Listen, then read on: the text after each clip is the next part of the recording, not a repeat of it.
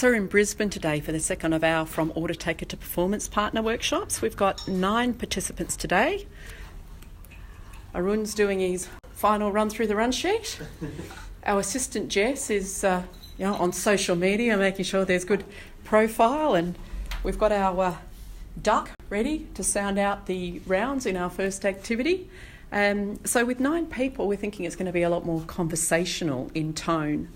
And a little less formal. So the timing will be different to the Melbourne workshop where we had a much bigger group. So it'll be interesting to reflect on how it runs differently with a smaller group. I'm looking forward to the smaller group today. I think the conversation should flow a lot better and we'll get a lot more of the experience and views of the group onto the table. We've added a new activity right at the start, a conversation around people's aspirations around learning and development. There's a lot changing in the environment for learning and development, changing in the business environments that we're part of, and that means there's an opportunity for us to step up and instead of just providing courses in response to orders, have better quality conversations with our business stakeholders and partners about the results that matter in their organisation, really diagnosing effectively what problem they're trying to solve and what the underlying gaps are, and developing more broad-based effective solutions to close those gaps. So that's one part of what we're trying to support, the shift we're trying to support with these workshops for learning and development. And the second aspect to the workshops is how to bring a strategic mind to building relationships with the business over the long term so that you shift their perception of you and the value you can hand, you demonstrate that value back in, and in effect they accept working with you in a different way and embrace working with you in a different way. So that's a lot about stakeholder engagement, around influencing strategies, and around putting really good shared responsibility in place to make decisions with business leaders, business partners about what it is you're working on to deliver best value to results that matter in the business.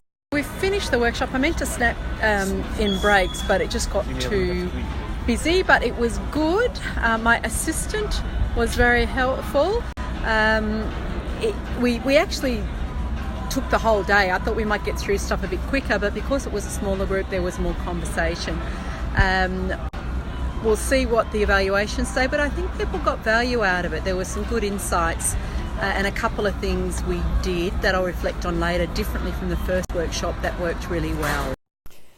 Well, as you can see, it's actually morning. I was just too tired and busy with some other things I needed to do on a project last night to do any further reflection on the workshop. But I'm still within my 24-hour period for this Snapstory. So I'm going to reflect a little now on things that we shifted from the first workshop and what I think worked well, and potentially where we could improve further or adapt for the Sydney workshop. So we replaced an early activity which had taken about half an hour, where we had people in big groups and had a longer conversation about what it means to move from order taker to performance partner, with this speed dating type model activity where we got people together for 90 seconds. We did 3 rounds. Everyone got to chat to one person for 90 seconds before moving on to the next. So 3 people all up, where they briefly introduced themselves and talked about one question they really wanted to answer in the day.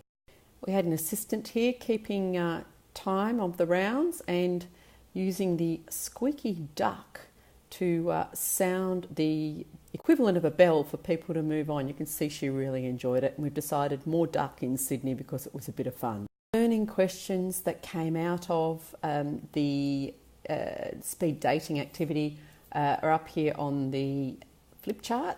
And you can see the 4 ticks here. Getting client to discuss the problem rather than coming with a solution when they come to engage learning and development was the key thing people wanted to get out of it. So we were able to address all of these, which indicates that we set expectations well, I think, through the promotion and the material and the way we described the workshop to attract people and ensure that they were in the right place and bring the right sort of questions to the table. Now in Sydney we're going to have a much bigger group. We'll still do the speed dating exercise. It's an early way to get people on their feet and thinking about what they really most want to get out of the day. But in terms of gathering the feedback and getting it up on a flip chart, instead of doing that verbally, which is just going to take too long with 36 people, people, I will get them all to write it on a sticky note, and then I'll do a little bit of work in the first break, distilling all of that, getting a summary up, and then running through that summary with the group. We shifted the agenda around a bit from the last time we ran the workshop, and we went straight into the very tactical performance mapping conversations, rather than do some of the strategic elements up front and some at the end of the day. And this actually worked really well. So next thing we did was very active around those conversations. Arun ran through the performance mapping process, and then he and I did a role play for everyone to observe, where I was the client placing an order, Arun was the consultant, and he was actually drawing on the group to provide questions for the next step in the process. That was quite fun from my perspective.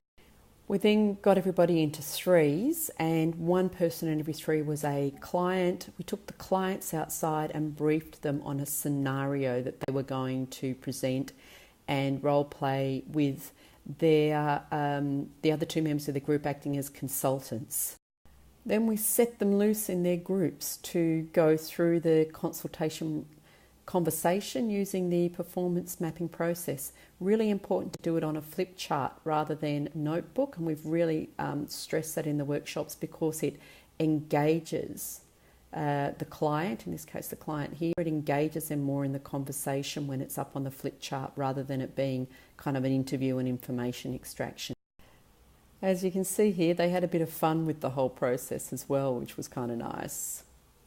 We gave them an opportunity for a second round of practice, and what you see here is a real shift in the flip charts. From the first flip chart to the second, when they record the discussion, they get better with using the structure of the discussion and with getting to the heart of the underlying pain points, and how to bridge the gap between the future state and current state. So it's nice to see it coming together for the groups in the second practice. And of course, that's what you'd expect to see when someone's using a new process, even if they've had similar kinds of experiences, conversations before. Once you've been through it once and then a second time, that practice and knowing based on feedback what to do differently is always going to lead to an improvement. That part of the program is running really well, and people get a lot out of doing the practice, a lot of insights and aha moments. So we will definitely keep that, and we're going to fine-tune the scenarios a little bit more that are used for the practice conversations.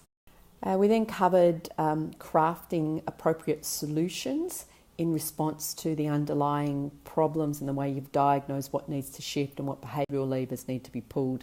And we run an activity on that where the groups pick one of their scenarios and come up with a high-level design for a solution. I think that also worked really well. And with the smaller group, we had more time to do that than we had in the Melbourne workshop. So we just need to find a way to preserve the time and space for that part of the activity in the Sydney workshop next week. Then after afternoon tea, we swing into my section around strategy, and a lot of that is kind of discussion based. There are a couple of activities, but the activities are currently being done at the desk in the workbooks, and I want to find a way to shift that. I think the content about stakeholder engagement and mapping engagement around strategies to shift engagement and acceptance of you as a performance partner and around governance, I think that is sound. It's just going to be about finding a way to up the energy towards the end of the day and finish on more of a high. I think that's, we did do the whole what's your biggest takeaway, where are you going with this, but I think there's an opportunity to finish on a bigger high and leave with more energy and momentum at the end of the day. Just to take a nice group shot at the end of the day, which was a lovely way to finish the session and have a memento of the people that hopefully we've supported and given some new ways to go out and make the shift we want to make in learning and development to add more value to the business and work on results more effectively that matter to people in our organisation.